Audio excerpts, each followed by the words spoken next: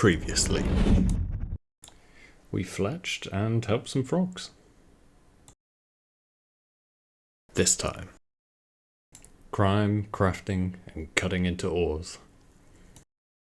Hey you, come here. I'm Chunkimedes, and this is Extreme One Chunk Ironman, Baltimore edition. Okay, so last time we picked up a new chunk, which meant 6 new tasks, of which we have completed 3 of them already. So we've already bought a house, we've obtained a black robe, and we've obtained leather gloves, which just leaves us the skilling tasks to complete in this episode. So the first one is 75 thieving, which is from a gem stall. I've already got some thieving levels from early doors, and we're not far off unlocking some new methods for thieving. Cooking, we just need to add a few new levels to, and crafting, we're also not too far off. And to start today, we start with a level. That's level 2 Hunter. And 600 total level, that is huge, that is actually huge. We are at 3.8 million XP, and we are 600 total level, that feels good. So it doesn't look like this works like the shop in Ardoon where you go through a negotiation through the chat box. It looks like you just sell directly to the shop like any other one. He'll give me 15 coins per silk. So I'm not sure if that's a particularly fruitful method compared to all the other thieving activities I can do around here, but we'll keep that one in mind. And that's 45 thieving. And that's 50 thieving. We can now go and do burglaries in our other chunk in the city. So we've got some new methods to check out in this chunk. Obviously we've got these distracted wealthy citizens, as well as these houses that we can burgle. So I've got these house keys that I get from the wealthy citizens, and when this house becomes available, basically the owner leaves, and then that gives you a chance to come and burgle. So here we go, as an example. This is the owner has left, and now I can just go and start stealing goods from different bits of furniture, and occasionally one piece of furniture will light up with bonus loot, and you get, I think, bonus valuables and bonus XP for choosing them. And as long as you get out of the house in time, you get to keep all of the loot. Unfortunately, I don't have the chunk yet where I can trade in those valuables, but it's something that I can store up. So my methods for thieving have gone from carpal tunnel spamming guards outside of the bank to some more active methods, and already my XP per hour is climbing exponentially. You can see just above the chat box there, 60k an hour already, which is, for this account, it's just an immense, I don't think I've seen an XP rate above like 1.7k. I mean, even on the fletching one, I was really having to sweat it out to get to 3k per hour. So it's really, really nice to have a method that's this kind of chill and also this fast. So it's almost a shame that it's going this fast because it will be over so soon, but that's it is. I'm just seeing it as a nice break from some of the long grinds that we've had recently in some of the starting chunks. So these burglaries and new methods are a fun way to get through the levels, so all good. This thieving grind is a breath of fresh air compared to the fletching grind that I've had to suffer through recently. I mean, I'm looking at something close to 70k per hour, which, I mean, the fletching was 2 to 3k on a good day when I was really maximising and paying attention. You can see that I've been collecting house keys and lots of valuables. I can't sell the valuables just yet. I can't until I get access to the bank over one chunk to the west from here. But in the meantime, I've got a pretty good rhythm going where I can AFK for a minute and a half and then pickpocket wealthy citizens, Then I only have access to one house for burgling, which is Lavinia's house, but often enough she's heading out, and as soon as I see that, I run in, burgle the house, climb out the back, and I'm back here. If I do need to replenish my health at any point, which to be honest I don't really need to, it's kind of doing it on its own, I can just head over to the baker's stall and just grab a cake, and that's all I need. The other reason for this clip is I've pulled a blessed bone statuette, which you can use a chisel on, which gives you blessed bone shards, and I think we can use this in combination with some wine. Oh, there's another one. And eventually, when we have access further to the west to Ralph's Rise, there's a location there where we can pour out the wine with the shards, and that will just give us a stack of prayer XP. So this grind at the minute is, well, not only is it probably the fastest thing I've done since starting the account, it's also kind of filling us up with kind of delayed gratification, insofar as we've got a stack of valuables by the end of this grind that we'll be able to sell for a pile of cash. We'll have a stack of bone shards by the end, which we'll be able to cash in, well, one day for a stack of prayer XP. And the money that's coming in is just disgusting. I mean, I've just been doing this a couple hours, probably, and I'm up to 100k. I know I'm not too far away from Death's Office, and as soon as I unlock Death's Office, I need to unlock the Guardian Angel gravestone, which costs 200,000 coins. So, I mean, at this rate, that's just not going to be a problem at all. The other thing is, and I've been saying this since the beginning, we got quite lucky getting this chunk, because if we didn't, getting cash was just going to be a massive headache to eventually do that crafting grind. So now it looks like we just have a really good money making method. I'm hoping just to get as much as possible, and I may not stop at 75 if I work out and just do the maths on what I might need for the crafting. But so far so good, and you know what, it's an enjoyable grind, and a good way to end the clip. We've just hit 56 thieving. And not much later there is 60 thieving.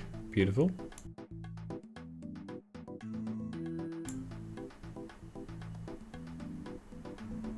And in with the 70 thieving. That's beautiful. Another mystery box. Let's see what we get. It's another mithril scimitar. The luck continues. Oh my god, I've been spam clicking these wealthy citizens all the way to 73, and I've only just realised you can click on them once and it just does it, and you don't lose out. And what the hell am I doing? I got a carpal tunnel for nothing. Had to answer the door, so I missed it, but that's 75 thieving. Okay, that didn't take very long at all.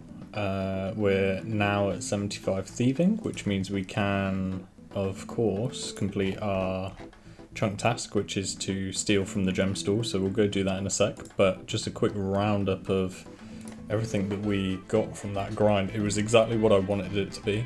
You can see the cash stack there. We're now up to 650k almost, which is an insane starting point, given that I don't actually have anything to spend money on at present. It means that as soon as we get the Death's Coffer chunk, we can immediately upgrade the gravestone without any concerns. If we get the crafting grind and the Kothon, we're set up to at least start grinding towards the crafting goal. Of course, I've got a crafting chunk task to complete before I leave this one, so that will get us part of the way there.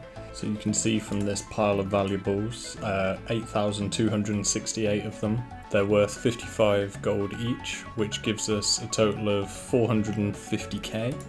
So cash stack, once I can turn those valuables in the next chunk to the west, will get us well over 1 million gold. So that is exactly what I wanted to see. I mean, we've got house keys that are just going to last us forever. The blessed bone shards I don't think equate to too much, and we're not going to be able to use them for a while, but I think that's the equivalent of about 13k XP in prayer. So nothing to sniff at, we'll keep it. Glad to have them, I suppose.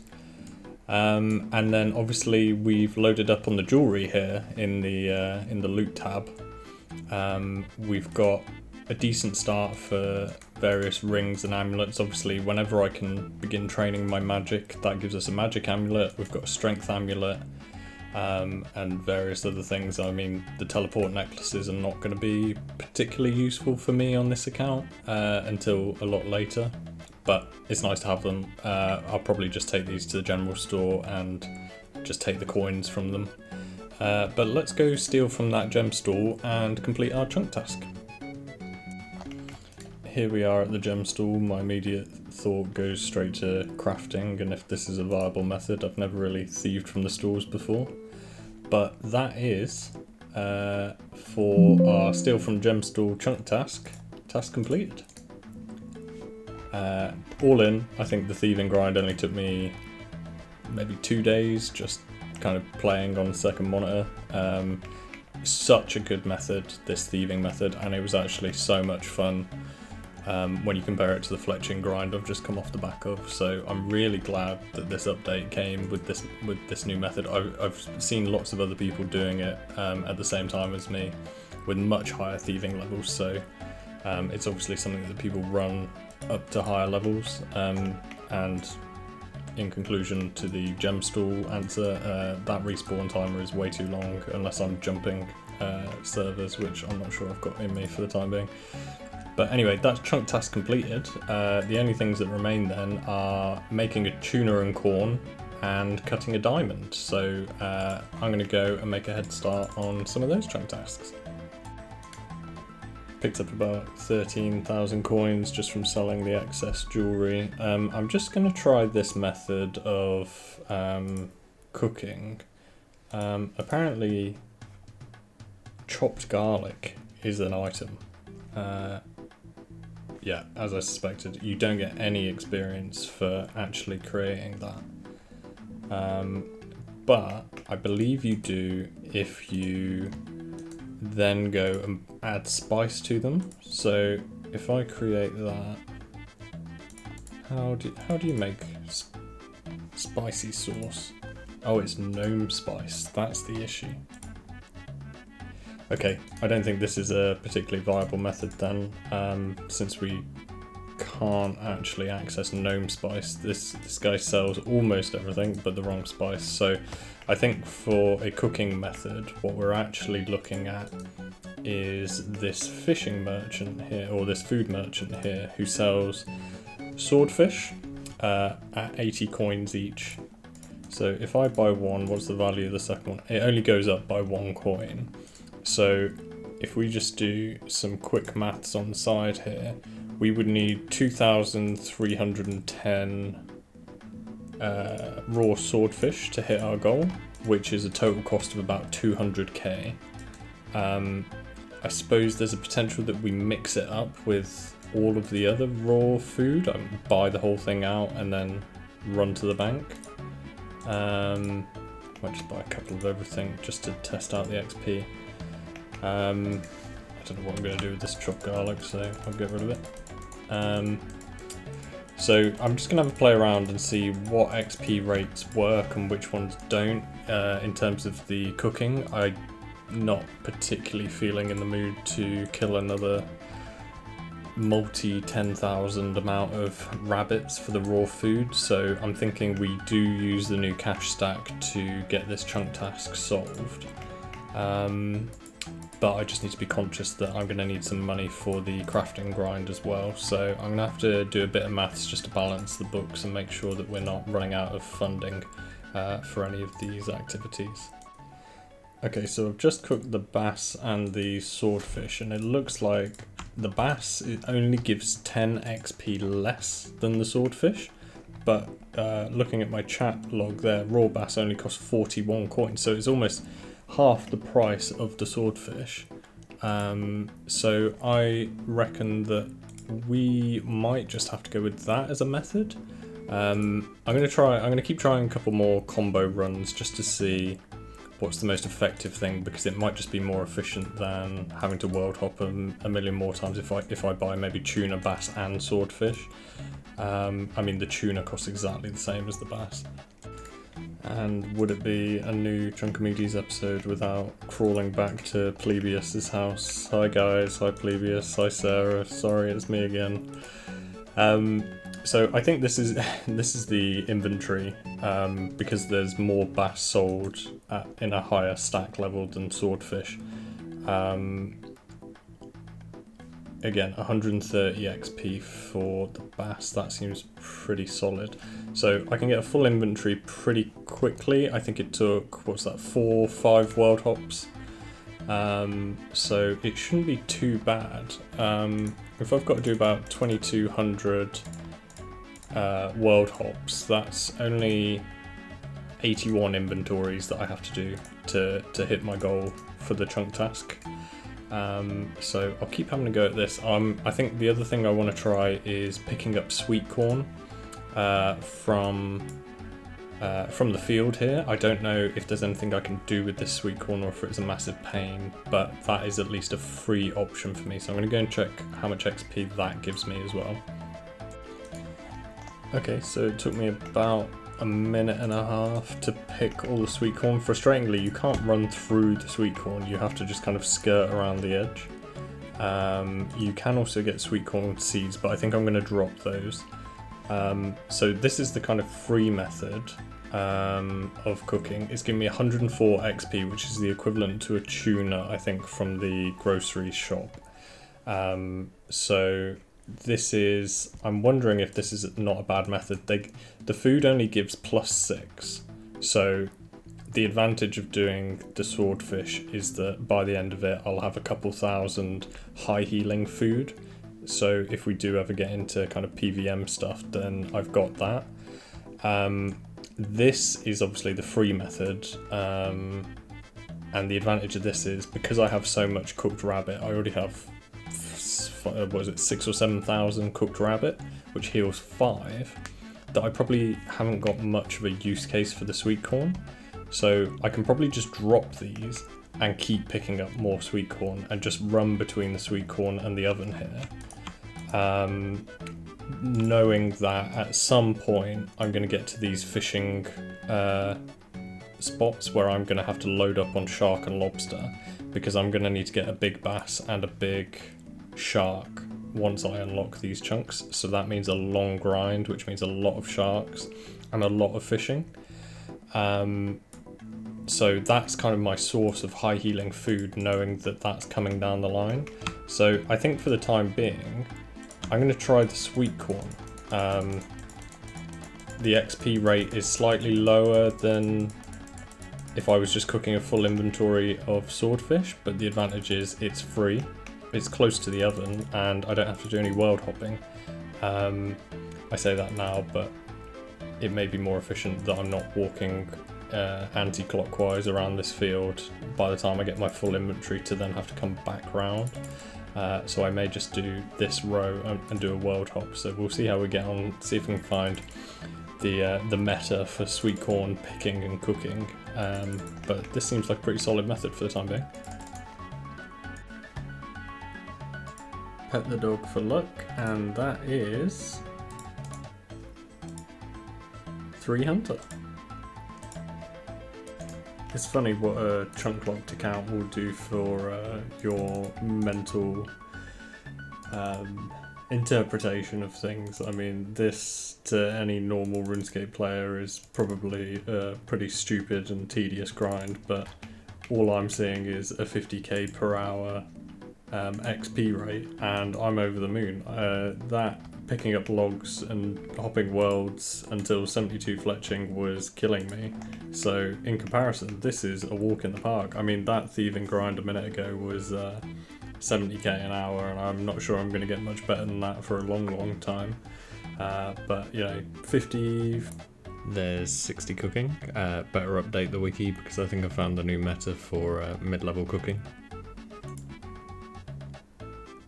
65 cooking. Going well, going quick. That's all we need. I was probably averaging around, I'd say 50 to 60k XP per hour, picking up the sweet corn in the field and running to the range and dropping everything, running back and doing it over again. It probably took me a couple of evenings to knock it out of the way, so it wasn't the worst grind. So with this tuna, that is our goal of 67 cooking achieved. We can now make tuna and sweet corn, which is our chunk task. I've got a knife in my inventory. I've prepared a bowl of sweet corn. I think I just used one on the other. There we go. Chunk task complete. Make a tuna and corn. Easy peasy. Onto the crafting grind. Okay, so the task here is to reach 43 crafting in order to cut a diamond. I believe we've unlocked that because we can steal from the gem stores now, but of course I've gathered a small stack of various gems, of which I can't even cut the sapphires yet because that requires level 20 and we are currently level 19 in crafting. So I think the play here is running between the charter ship, the furnace and the bank, doing glass blowing. Luckily we don't have to go all the way up to light orbs just yet since we haven't unlocked that chunk, but I think with the stack of cash I've got, this is going to be the most efficient way to do it. The walk isn't that long and we've got the coins, and the crew members that we can trade with often come into the chunk, so I think it's fair game that we can use this as our method. So we buy buckets of sand, we buy seaweed, and we turn that into molten glass. I'm going to have to just figure out what the right levels to buy of each are.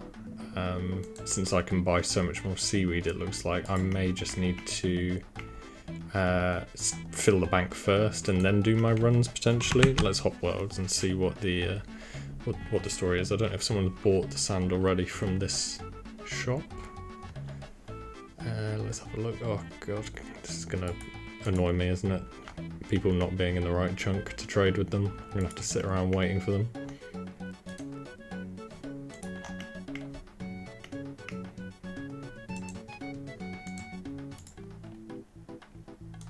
Okay, so this guy's got more sand this time. It looks like someone had just purchased the ones from the shop previously, so I should be able to get an even amount. I'm just going to do this crap inventory to start with, just to remind myself what the XP rates are like.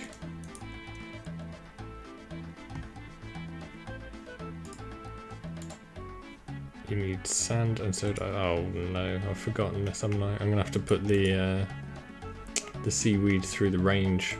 I'm an idiot, I've forgotten that. Seaweed on fire, then I can make molten glass, then I can blow glass. Can I use a range? Yes, thank god I can. So I don't need to make a campfire each time. I will have a play around with this and I'll be back soon. First milestone coming up, that's level 20 crafting. We can now cut some of our sapphires. There's 25 crafting and we can make our first birdhouses, so when we get to the other side of the planet, that's great news. 30 crafting. This is going pretty quickly. I know it seems long, but pretty quick. There's 35 crafting. Hopefully you guys appreciate that I'm skipping all the odd levels in between and we're just doing every 5 or 10. Cheeky little 40 crafting. We can now enter the crafting guild. Again, at some point in the future. And there's the 43 crafting that we've been after. That's our goal. We can now cut diamonds. So I'll just finish this inventory and we will get our chunk task completed.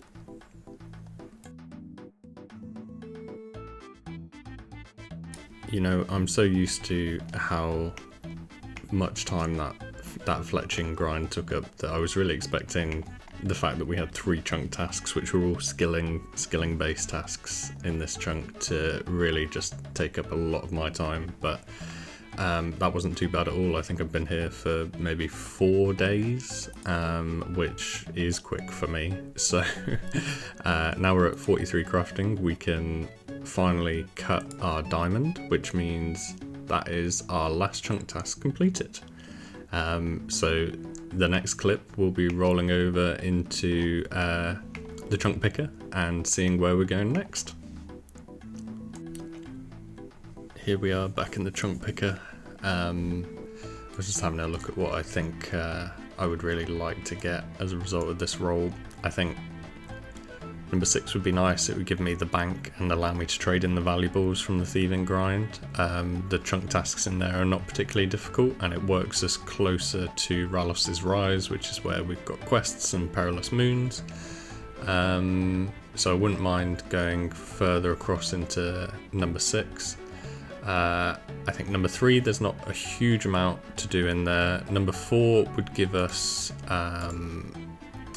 hill giants, which could be an interesting grind, something that's not skilling based. I can finally do some sort of combat based, RNG loot grind and get my melee stats up. That would be fun.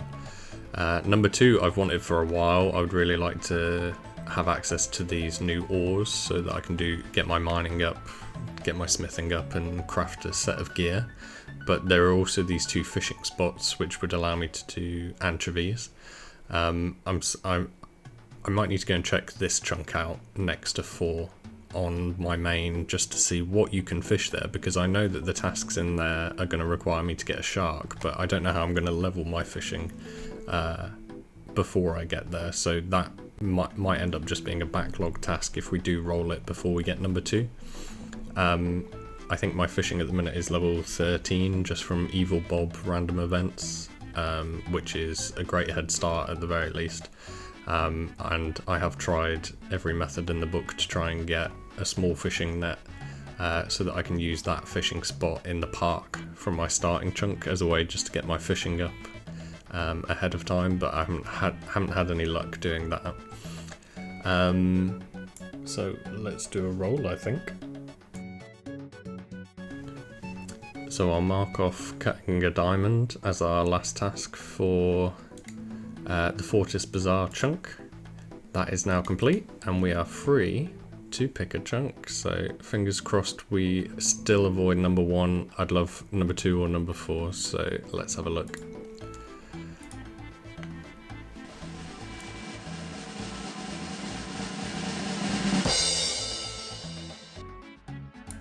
That was so close to the Kothon. That was very, very close to the Kothon. Okay, so we've unlocked the Sunrise Palace and Grand Museum. It looks like there's no new chunk tasks here. So let's go and check it out. So we'll speed us through what's going on here. We're obviously not in need of completing any chunk tasks here. We don't have full access to complete any of the quests in the palace. So I'm just taking a look around the place. There's some items here, papyrus and bread, but it doesn't look like any of the new NPCs give us anything worthwhile. And largely the stuff that I'm finding here is in relation to a quest, or it's just kind of lore or stuff that kind of gives background information on Varlamore and the people of the city. So I'm just taking a look in the museum as well. There's no major new items. I've checked out all of the display cases. Doesn't look like there's anything other than just some interesting lore. So yeah, it's nice to have the chunk. It means it's not something I have to skirt around anymore, but ultimately it doesn't seem like there's anything overly useful for me in this area. I noticed that there were some items in the gully. You can see that just on the right of the screen there. There's a gully down behind these buildings, and there is a skeleton there with leather boots, and there's an iron battle axe, but until I have the chunk next door unlocked, there's no way for me to get down there and access it, and I also don't have telegrab, so until then this is pretty much a dead chunk to me. So back to the chunk roll so soon. Back in the chunk picker so soon. I don't think we'll delay. We'll get straight into it. You know exactly what I'm looking for. So fingers crossed.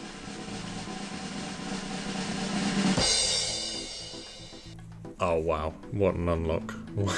What an unlock! That's the remaining bit of the coast that I hadn't unlocked. I don't think there's any chunk tasks there. The only thing that we unlock is a few more sand crabs. I think it's just nothing else to note. There's no item spawns or tasks that relate to that one. I don't think I can roll number 7, so I'll get rid of that.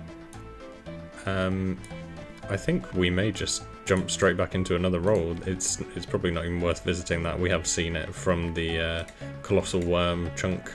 We know that it's just a bit of coast with sand crabs. So what that does do though is bring us a step closer to our first fishing spots. Whether or not I'd actually be able to use them yet without unlocking number 2 first, I'm not sure, but I think we'll just roll straight away to see where we go after that.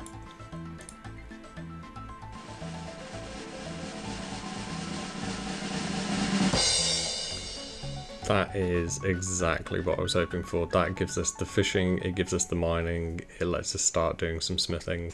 That's the Stonecutter Outpost. And our only chunk task here is to mine a mithril ore. We already have the pickaxes, so we can head straight down there.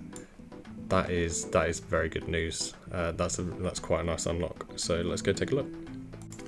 Standing on the precipice once again, we unlock a new chunk. I'll speed up the running around for now. Obviously, other than the actual ores that we can mine here, there is a shop that has the supplies for player-owned housing for stone and gold leaf and things like that. There doesn't seem to be much interaction I can get from the NPCs. There are a few imp spawns here. And there's this cave that you can see, which doesn't seem to have any information on the wiki or any way to interact with it, so maybe in a future update. But other than that, it's just mining, so let's get on with it. 5 mining on the soft clay to get us started.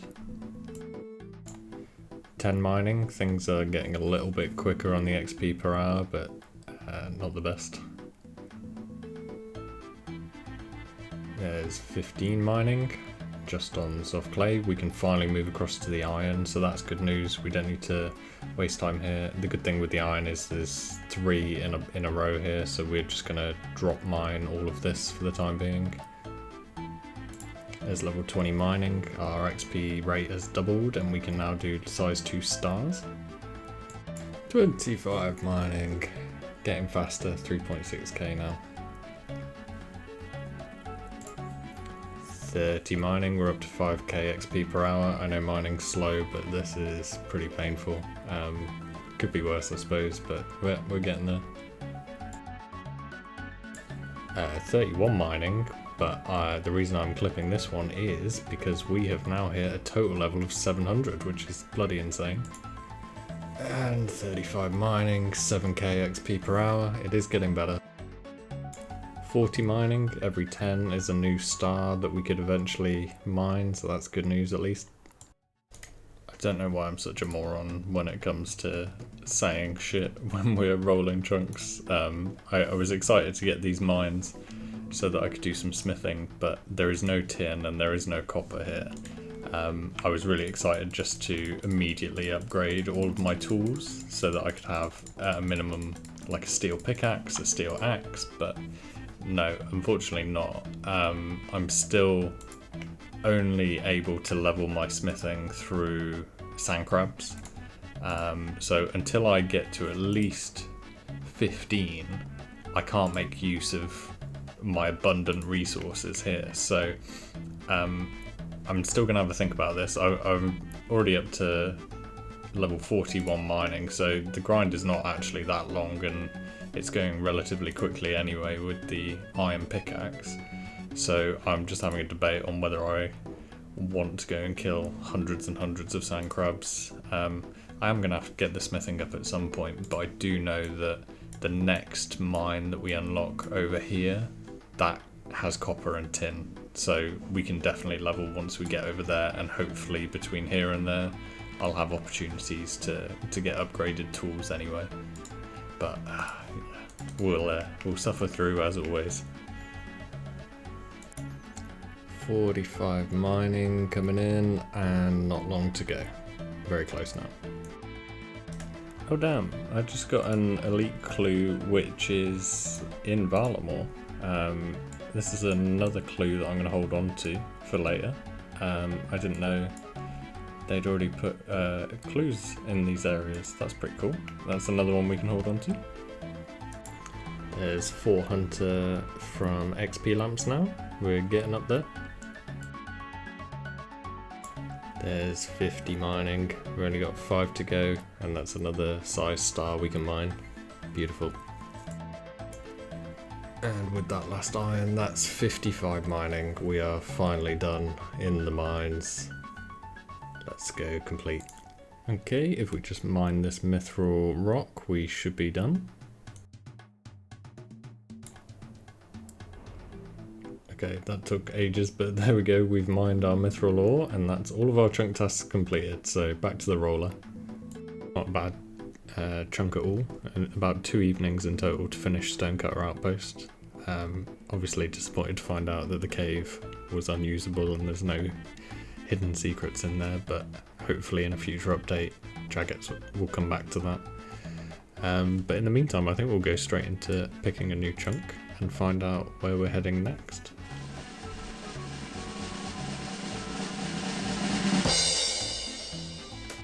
Avium Savannah. Okay, we're kind of living on a prayer at the minute with this Kothon grind, but every extra chunk we're given that isn't the Kothon is just a blessing. Let's take a look. I'm not convinced there's any tasks in this one, but let's go take a look and do a bit of exploring. So the forbidden oak trees are finally ours as we unlock the Savannah. I've taken a quick look through the chunk picker and it doesn't look like there is actually anything I can use here. Interestingly, it's our first fairy ring. I'll have to check the chunk rules. I don't know if you have to have if you have Lost City completed, that unlocks any chunk related to a fairy ring or not. But either way, that's a long time for now. Oh my god, they have fennec foxes, and they have baby ones. Oh my god.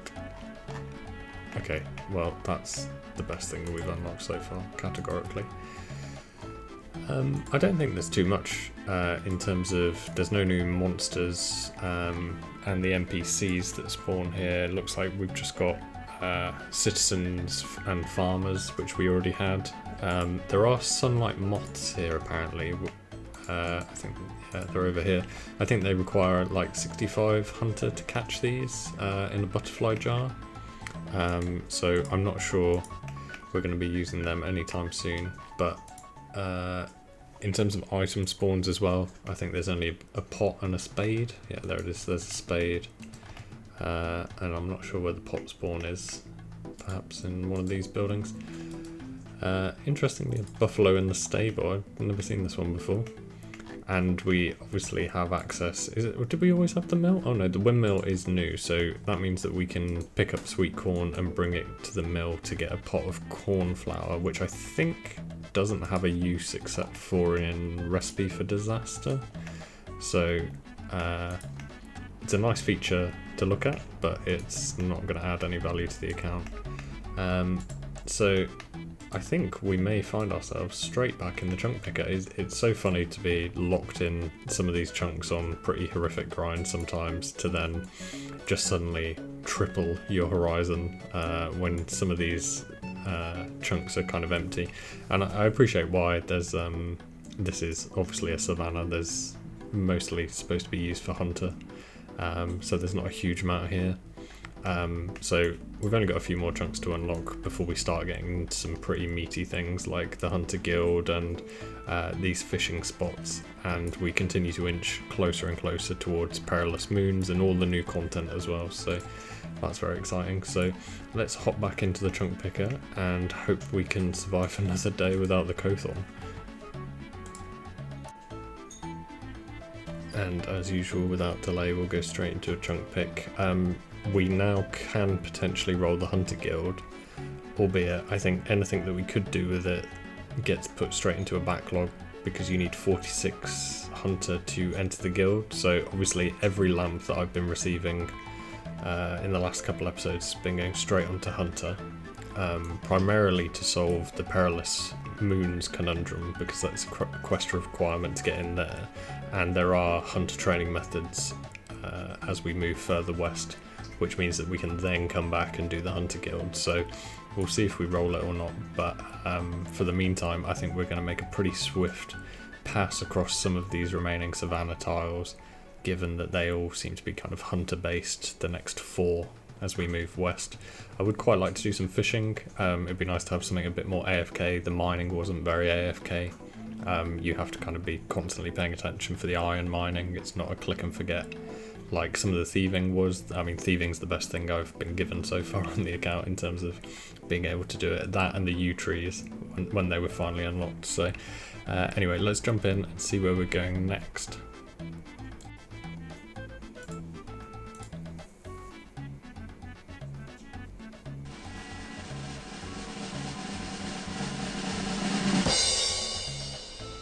Oh yes, Sunset Fishing Cove. That's exactly what I've just asked for, so thank you very much. Now, this may be one of those where RNG finally dictates how good or bad this grind is going to be. Presuming that I can find a way to get from level 13 fishing up to be able to do bass and sharks in this chunk.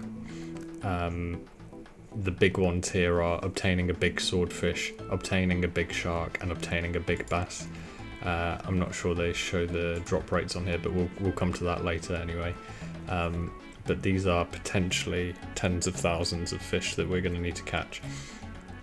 It sounds bad, but the way I'm looking at this is the more fish we have in the bank, the more sharks I have in the bank, you know, the longer we're set up into the future and I never have to do fishing again.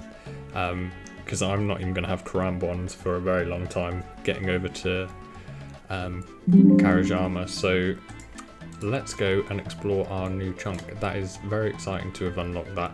I think technically I can't get across the Savannah. I'm going to have to go all the way around past the sand crabs to get in there. And frustratingly, if I need to do any banking, I'm going to have to come all the way back round. But nonetheless, let's get in and go and have a look. Okay, I'm kind of crushing this guy's sand crabs. I'm not sure he's heard that the gemstone crab has just dropped. But nonetheless, this is the only way I can get into my new chunk. So let's unlock that now.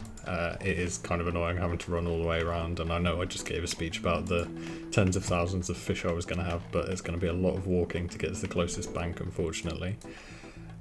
So let's come and take a look at what we've got in the chunk. I'm praying that I can actually do this. So at 13 fishing, maybe let's start there. Shrimp is the smallest thing I can catch, and before then I'm not sure what else I can do. I think it's all kind of rod fishing. So let's pray that we can get all our fishing supplies from this lady here. Yes, finally. Small fishing net, big fishing net, fishing rod, fly fishing rod, harpoon. Okay, we can get everything we need here, including feathers, which would have been lovely, by the way, for the fletching grind, but nonetheless. And we've also got access to a better food shop. It looks like higher piles or higher stock of fish being sold here, and potentially be able to sell them back here even. So what does that unlock for us? What can I actually collect here? So I know that I can't collect lobsters until a much higher level. So I can't net and I can't harpoon. And I take it that I can't do anything with this cage. So what that has me thinking is it's going to expect me to get to the 40 fishing I need for lobsters, potentially, by leveling up on house keys over in my original starting chunk. I can't see any other fishing spots on the map here, which implies to me that I'm not going to be actually picking up any fish for the next 27 levels when I can start doing lobsters. So I'm going to take a quick run around, see what else is in this chunk. I don't think I've ever stepped foot on this chunk on any character, so let's just take a look around, see what we've got. This is another landing site that I can build. It'd be great when I do unlock landing sites. I don't know how much I can get through them, but it'd be a perfect way for me to get to and from the start, well, from the bank. But you know, I think you need hunter rumors to unlock them, and the bit that worries me a little bit about hunter rumors is I don't know if it sends you kind of around Gillinor. Oh, I've just seen the corner of this chunk, by the way. That seems like everything that's in here. In terms of spawns, it looks like there's some seaweed and fishing rod and feathers, which I can already get from the shop, so that's fine. And in terms of NPCs, just these jaguars that we walk past, which I think, again, are just more hunter NPCs. Oh, in fact, they're not. They're not showing as that, so let me check jaguar. What do they drop? Is it just the fur? Yeah, it looks like they just drop their fur, which I'm not entirely sure what it can be used for. I think you can make a cape out of it when you're higher crafting. I think it's around 70 crafting you can do that. I've just seen the corner of this chunk, and it looks like I can cross that without using these two chunks here, so actually that has made life a little bit more bearable, unlocking this chunk before this one. So really happy to have unlocked all of this fishing stuff now. The big problem is, how do I get my fishing up? That is the only answer, I believe, and I'm praying that the XP is not going to be something like 1 XP, because obviously it's just a means to get house keys, which are used for the thieving and activity here for the burglaries. I've already got hundreds of them, I think, so I'm not short on the house keys and probably won't have much use for them unless I want to come back for money making in the future. But I'm just praying that the XP is going to be higher than 1, because if not, this could be quite a grind to get ourselves back up to 40. That would be about 50,000 house keys if we were going 1 XP at a time. So let's go take a look anyway. Try as I might start a new life away from Plebeius and my wife, I am always drawn back to this to this chunk. So I thought by now I'd have caught something, but hopefully this increases success chance as my level goes up, but things are looking a little bit slow for the time being.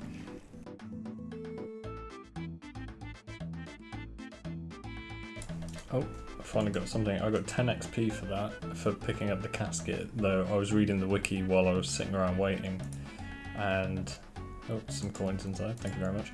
And it looks like you only get 7.5 XP per key that you fish up.